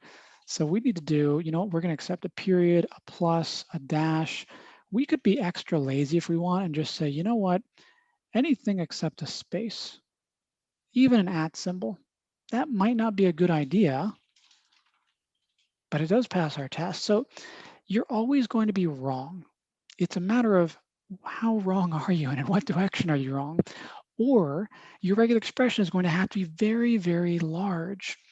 So we want to figure out in what way we'd like to be comfortable being wrong, because there's a saying that all models are broken, but some models are useful. We want to find the most useful model that we can think of for our situation to within reason. So this is a pretty reasonable model, but it doesn't take into account symbols. So what we could do is say, we're not going to allow spaces. We're not going to allow at. We'll allow pretty much anything else though before the at symbol. How would you know you're right? You would look up the spec. The IEEE spec, I believe, would be for email addresses. What is valid? And you would try to reproduce a regular expression that matches that spec. I wouldn't recommend it though, because it's actually a very long regular expression. I would recommend instead being lenient and matching something that's good enough and going from there. Because what's the best way to actually validate an email address? I can type in an email that looks valid, but it's not valid. You can't check with a regular expression whether an email is actually valid. So it's a bit of a trick question. Yeah, not really even with a database. Actually, Where's the ping database? it somehow. You could try to ping it. Yeah, but the thing is that doesn't always necessarily work either. The best way to ping is to literally send it an email. Send it an email and have something happen. They message back or they click that's the reason that PyCon made you copy a code in your email to log in. That's the way to check for a valid email. So we're going to move on. We're going to take eventually regular expressions like this and make them actually readable.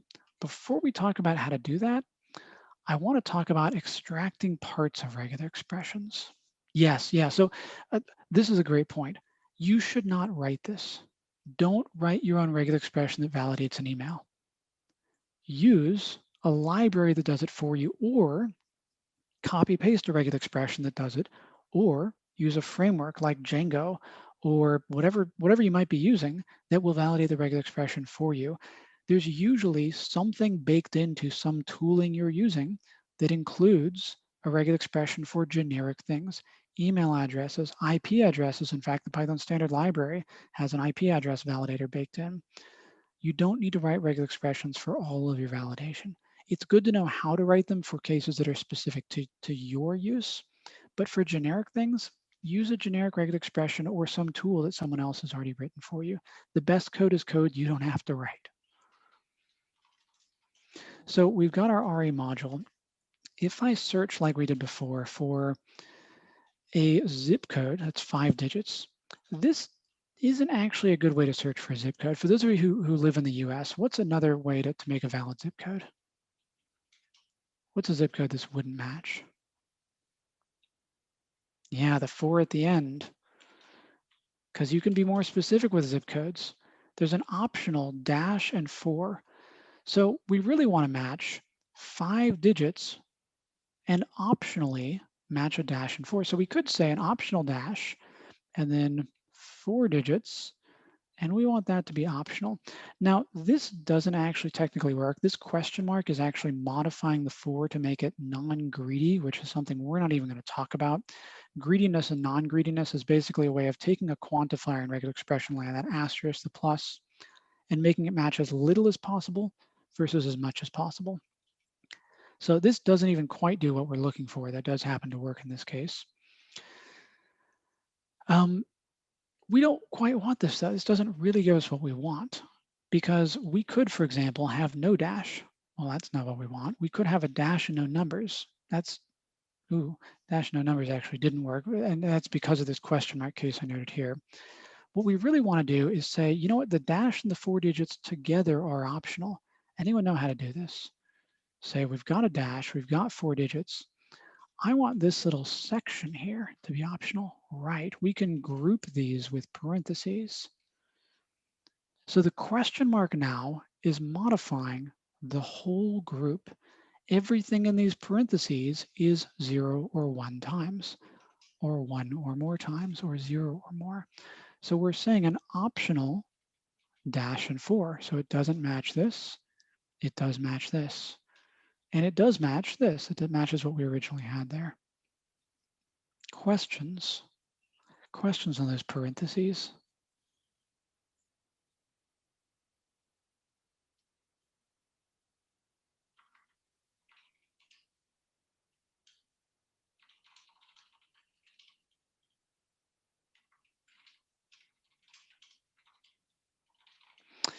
So they're used to group the regex in a sense. Yes, they're not just used for that though. So these parentheses actually are multi-purpose. I've just noted one purpose, which is grouping multiple characters that are consecutive that you're matching. So things that you're matching, and it doesn't necessarily need to be just characters. You can even have asterisks within them. So taking a sub pattern in a sense, something you're going to match, and matching that 1 or more times or 0 or 1 times, you're quantifying that. So it allows you to group things in order to change the number of times you're matching that whole group. So that's one use, is grouping parts of a regular expression together. Another use though is actually for capturing things that you've grouped. So if I take this match object and I call group, that gave me the whole match. I can also pass a number to group though. 0 gives me the whole match. 1 gave me what? What did I get from 1? And I'll do it in this case up here too. Yeah, it gave me not the second item. It's actually the first item. It's kind of strange. It's the first item that we are grouping because we only have one group here. Now, implicitly 0 is the whole thing we're matching. That's the entire match. So kind of in a sense, everything's in parentheses. You can pretend the whole regular expression's in parentheses. It's not. And in fact, if we put it in parentheses, we get another group. You can put parentheses inside parentheses, which is weird. But if we wanted to get this part here, just the beginning, we could use more parentheses. Now we're grouping here, not because we want to quantify it, only because we want to capture it. We want to be able to say group 1 and grab the first part. Group 2, will give us either nothing if it didn't match anything, or in the case where something was matched, group 2 would give us that thing that it was matching as well. So group 1 here gives us the first part of the zip code. So if we wanted to take a zip code that was 5 digits or 5 digits and 4 digits and just grab the 5-digit component, we could put parentheses around both, make the second set of parentheses optional with that question mark, and then only capture the first set by looking at group 1. So groups are used for two things. They're used for actual grouping within the Regex expression in order to quantify or something else, and they're used for capturing. Questions on groups?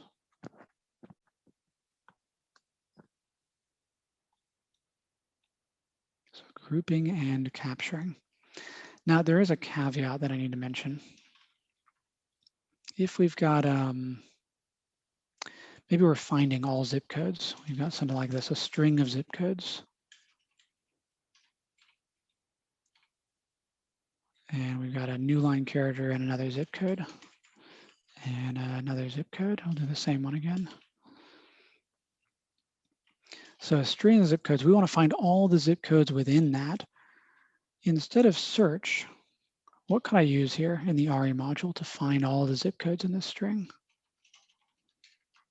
Because re.search would give us the first zip code. Oop, and actually we need to remove the $sign because that's the end of the string. We need to move the caret, that's the beginning. We're looking within the string for every zip code. Yeah, find all would give us all of them. Find all. Except we get something weird back.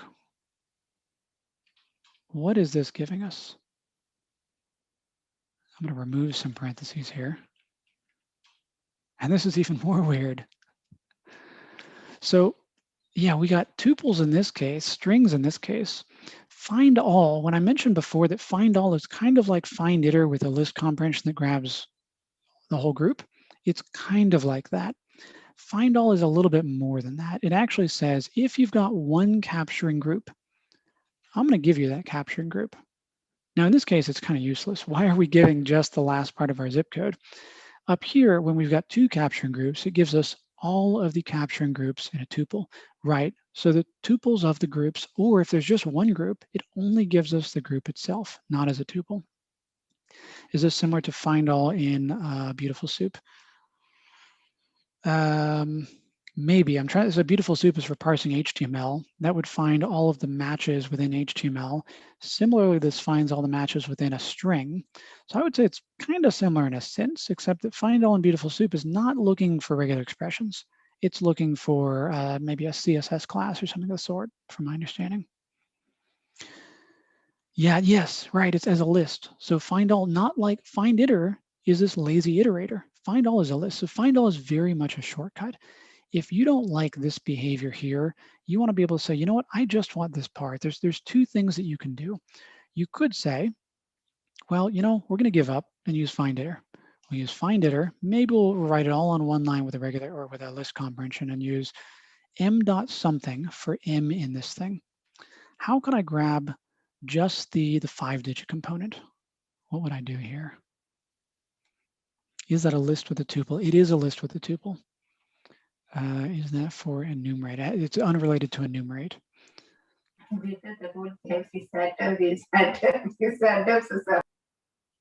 Yeah, group 1. So m.group1 gives us just those matches there. Now, if I used find all, I could do this with find all too. I'd have to index it though, because we're not getting match objects, right? We'd say first part, second part, and I just want the first part. So find iter is one way to kind of use an escape hatch of sorts to get just the part you're looking for. Another way to do this is you can actually say, you know what, as I'm making a group, I want to make it non-capturing. Now the syntax for this is, it's not pretty. It makes no sense. I'm going to show it to you. You can look it up when you need it. You don't need to memorize this.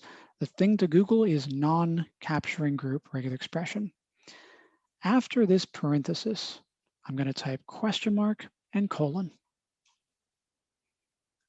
It's a non-capturing group now. questions. I will note here, this question mark means something different from this question mark. And question mark even has another use that we haven't seen yet in regular expression land. Symbols are often contextual, like that caret. How caret inside square brackets is something different from caret at the beginning of a string, caret outside of square brackets. What if you didn't want to capture the dash? Oh, just the dash. Ooh, if you didn't want to capture just the dash, but you do want to capture the last four, I think is what you're asking. Well, I'd make this a non-capturing group, but I'd put another set of parentheses here that would be capturing. So now we've got a non-capturing group that's optional. And the reason we need that non-capturing group is we want the question mark. The question mark makes it 0, 1.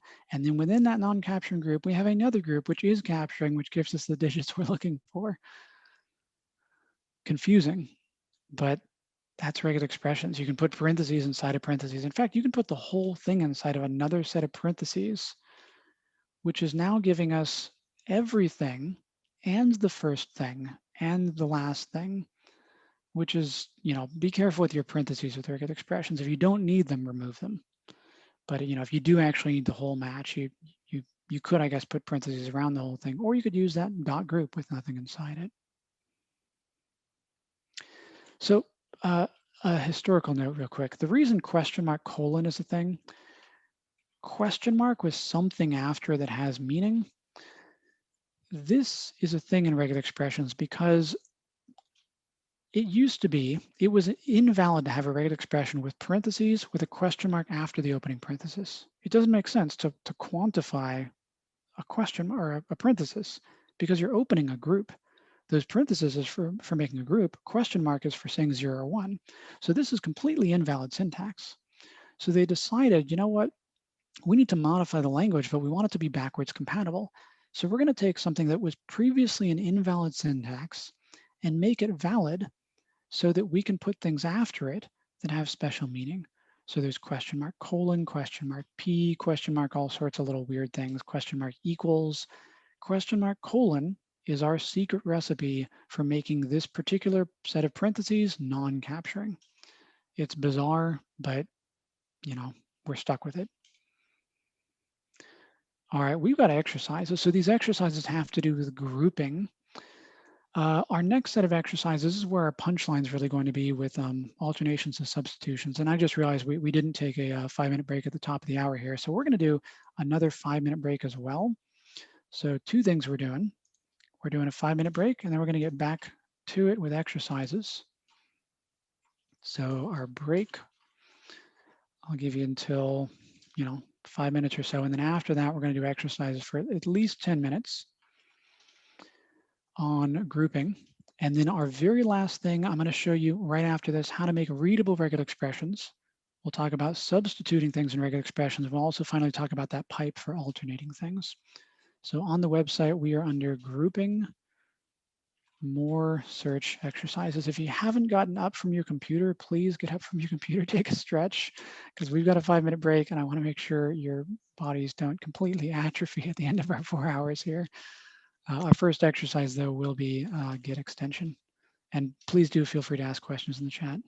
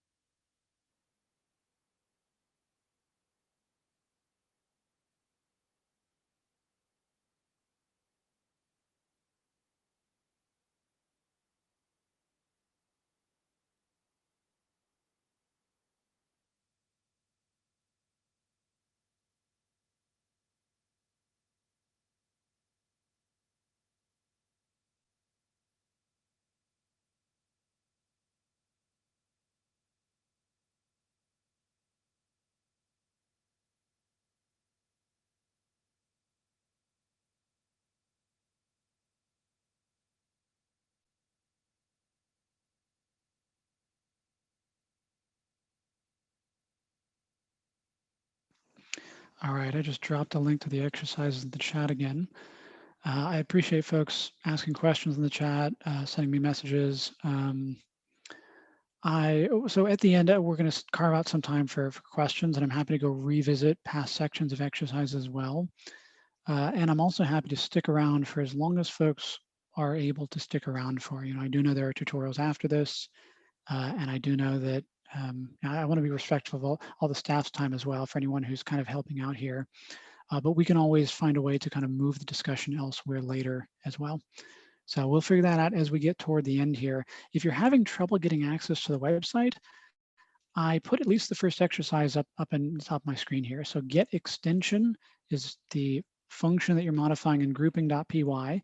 It's supposed to accept a file name and return the file extension. So in this case, archive.tar.gz, it should just be the last extension if there are multiple. And ideally, if there are no extensions, it should return nothing.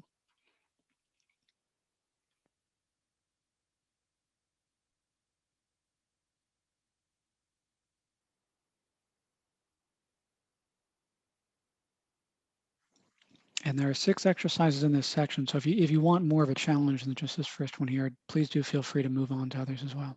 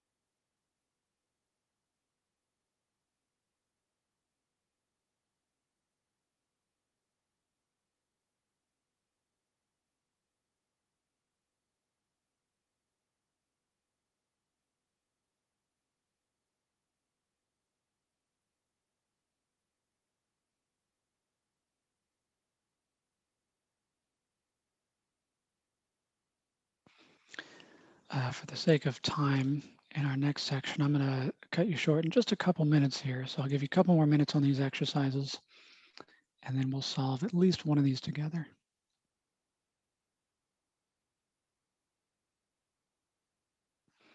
Oh, and this website will be staying online after this is over with. So if you do want to continue to work through exercises afterward, I welcome it. You should work through as many as you're interested in, especially the sections that you feel you need a little bit more experience in.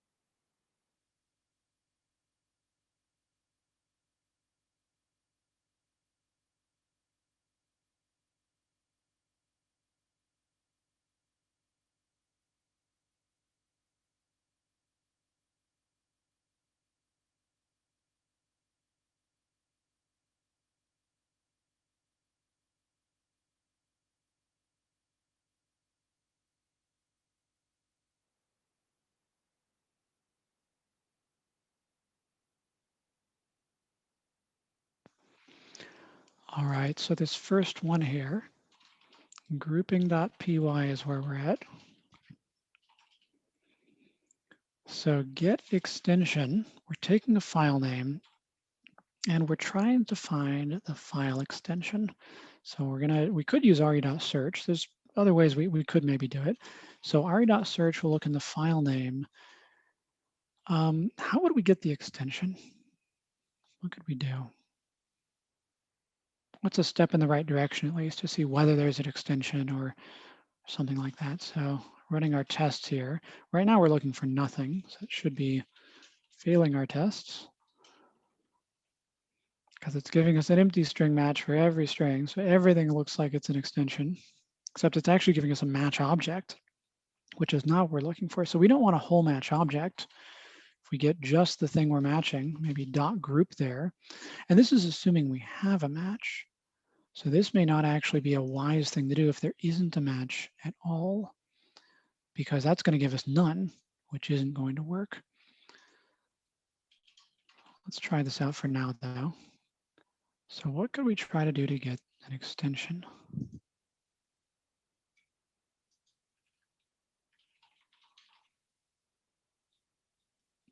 Thoughts or ideas?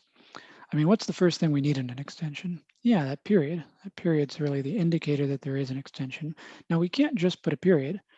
Got to put backslash period or period in square brackets, something like that. So looking for a period, and I'll do it in square brackets this time.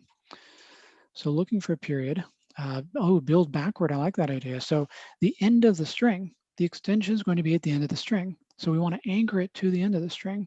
Now, what's a valid extension? What could we put in here? Because we could say, it's just word characters, but is a hyphen valid an extension? It's kind of ambiguous, maybe. What's not going to be valid an extension? Ooh, yeah, we could do 3 to 4 times, but what if it's a longer extension? Can't think of an extension that's longer, but I'm sure there's one because we got py, htm, html. But yeah, dot markdown, that is a valid extension, you're right. So we probably want to do 1 or more times, or maybe 2 or more times, though really .o is a valid extension in the C world. You know, if you're taking a C file, a .o file, that's an extension. So we'll say 1 or more times. Ooh, I like that. So not period. So anything that's not a period is going to be valid in our extension. Very, very lenient here. So let's see what we get. Oh, so our only problem is we've got .zip instead of zip. So we've got the period included. How could we not include the period? So we could make this more than one line. We could say, you know what? We're going to take our match object, and if there is a match, we'll do something. We'll do something in that group. And if there's no match, we're going to return an empty string. So if there's no extension at all, we'll return an empty string. Otherwise, we don't want the whole match. We want to remove that dot. Now we could kind of, ooh, we got empty string here. So if there is a match, it's because we're not returning. If we don't have a return, it does nothing and goes down to here. All right, so we're returning .zip, we're returning .xhtml, .jpeg, .gz. You got \b for a word boundary. I don't think that's not going to remove our period though. Asterisk question mark. Oh, I think you're talking about maybe non-greediness there. Or maybe you're wondering whether there should be an asterisk here. That might be a way to do it. The problem is we're still looking for a period. So we could remove the period entirely. Could say, you know what, just no period. Now, the only downside with this, our tests are not checking for this case. What if we have a file that's called file name? Just file name. So if this is our file name, our extension is file name, which is not right. We should have no extension because there's no period at all. So we probably do want to match on the period, but yeah, we probably want to put parentheses here. So we say if there is a period, everything after the period we put in parentheses, and we want to capture group 1. So that works. Even though we were passing our tests before, our tests, again, they were too lenient. They weren't checking for the case where there's no extension at all. Ooh, or create multiple groups and exclude the period. I think what you're asking about multiple groups is maybe alternations, which we're going to talk about in just a moment, unless I misunderstood you there. So one of them that's kind of interesting, we could do later, 5 repeats. This one is looking for a single letter that is repeated 5 times within a dictionary file. If we have time later, maybe we can take a look at this one. This makes for a very long regular expression because we're looking for letter anything, same letter anything, same letter. And this is something we haven't quite talked about how to do it yet. So I kind of want to switch topics real quick here. And I want to switch topics by going back to one of our exercises from before.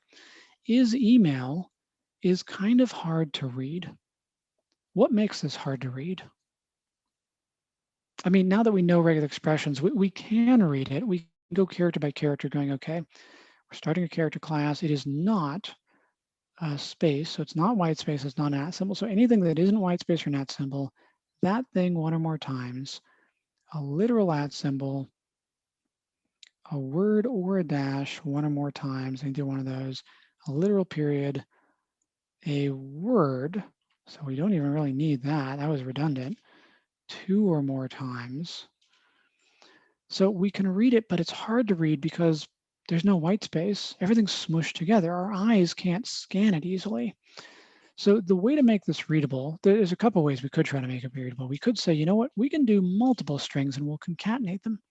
We can actually rely on something in Python called implicit string concatenation, where we take this thing and stick it next to another string. We don't even have to put a plus between them. Now, we maybe should put a plus between them, but we could, you know, break them up on their own lines like this. But there's actually a better way to do this than to manually make lots of little strings and smush them together. If you enable the verbose flag, re.verbose, this makes your regular expression act completely differently. So when you have verbose mode enabled, white space is ignored, which means we can put spaces wherever we want. So I'm currently spacing this out in the chunks that I think of this as. So if you look at this regular expression now, we've got this chunk, this chunk, this chunk, this chunk, and this chunk. Now, the other interesting thing about verbose mode is not only can we put spaces almost wherever we want, not quite wherever we want, because if there's a space inside a character class, this is a literal space here, but in between the quantifier and the character class, around the @ symbol, we can't put a space here because it's, you know, a literal period, but I actually might write this a little bit different this way. But we can also comment this. So I can put a comment. So what we would describe this as, we could actually comment every line of code if we want, maybe line these up, because it's going to ignore a hash symbol, an octothorpe character onward, and treat this as a comment inside our string if we have a multi-line string. So this is an @ symbol.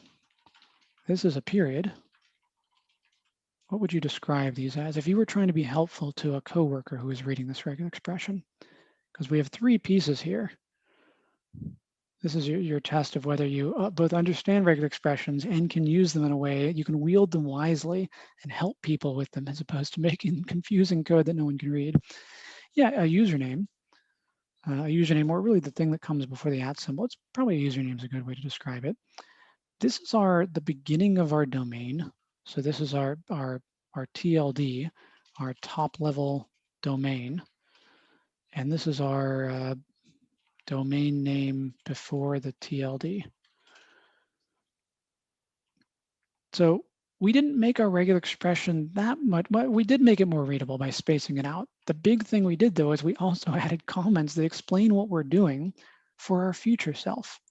Now, it could be our coworkers, but realistically, it's going to be us in 6 months trying to figure out what we were thinking when we were writing this.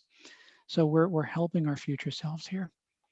In this example, what does 2, it's not 2 comma 0, it's 2 comma blank.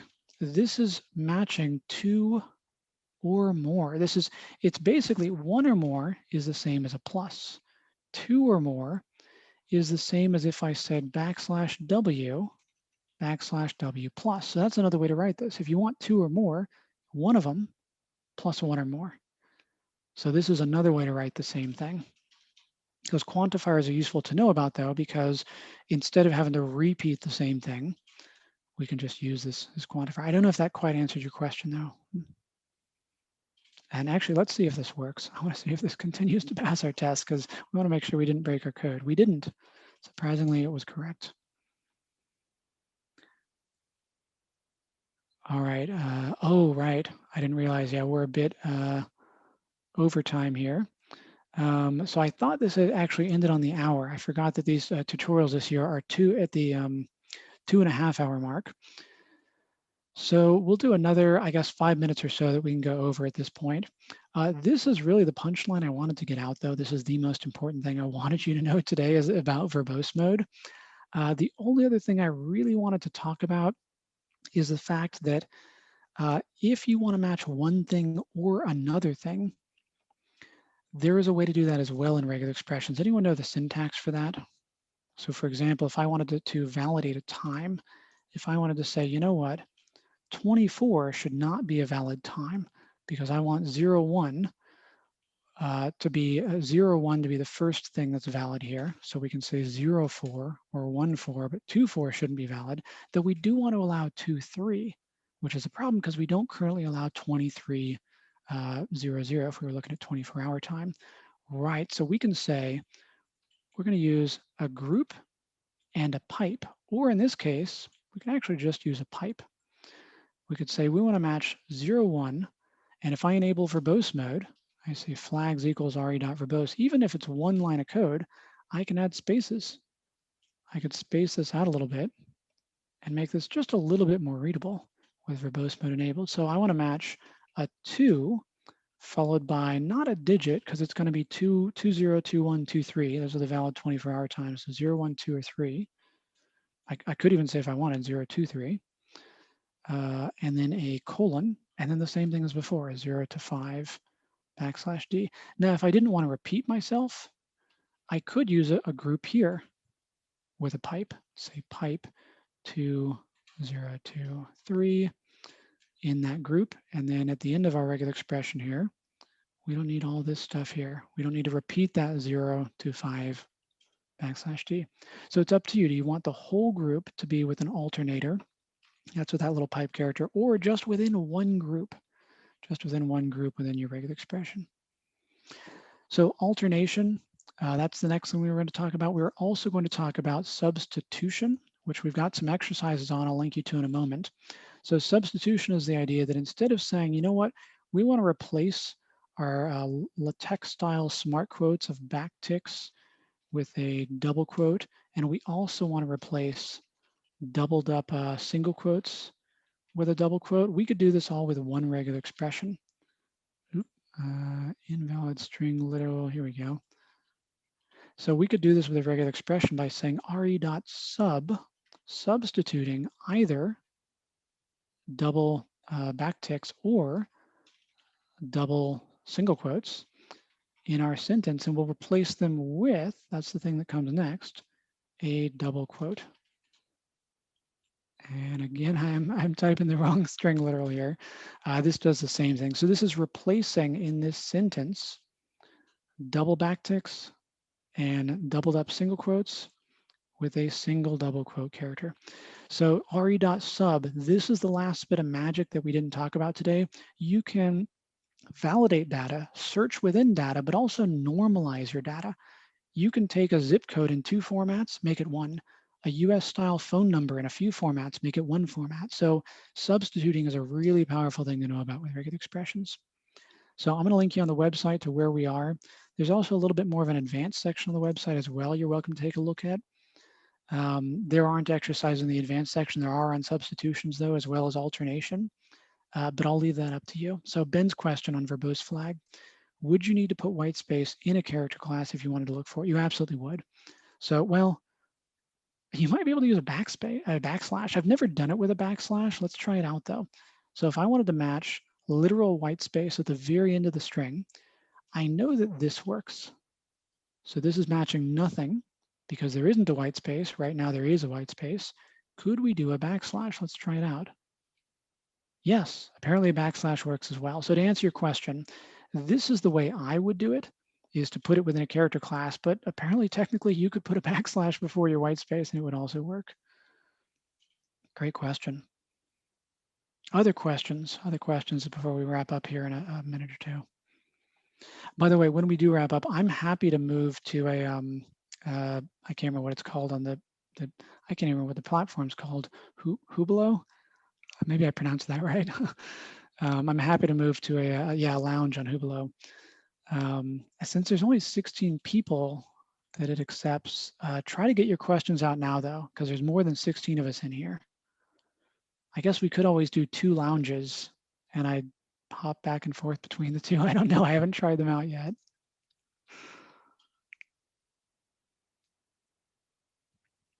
Well, I appreciate everyone attending today. So I'm going to put my email on the screen, trey@pythonmorsels.com, and I'll drop it in the chat as well. I do want to note, if you liked the exercise format today, you're welcome to try out Python Morsels. The first 5 exercises there are free, and there's discount codes if you've got an income that is below, I think I have it says $60,000 USD per year. So I do pretty generous discounts if you can't afford Python Morsels for whatever reason. But that's the thing that I most do when I'm not teaching, with teams, is make new Python exercises. I try to make them as interesting as possible and make new screencasts. So always feel free to ask me questions about this tutorial, and feel free to shoot me an email. Also feel free to connect with me on, LinkedIn if you prefer work, Twitter if you prefer Python, and I have Facebook if you prefer politics and nonsense. I'm not really on Facebook actually. Thank you so much for attending today and for participating. I really appreciate the questions. I see a couple questions in the chat I'm going to try to answer real quick. I agree with your statement about Regex being its own language. At first, learning it is like learning a new language. It absolutely is. And does this work in Jupyter notebooks the same as in the command shell? It does. RE, you got to import the RE module, call re.search, re.find all, re.sub. It works in Jupyter the same as the Python REPL there. You like my voice, I appreciate it. I hope I didn't put you to sleep with it.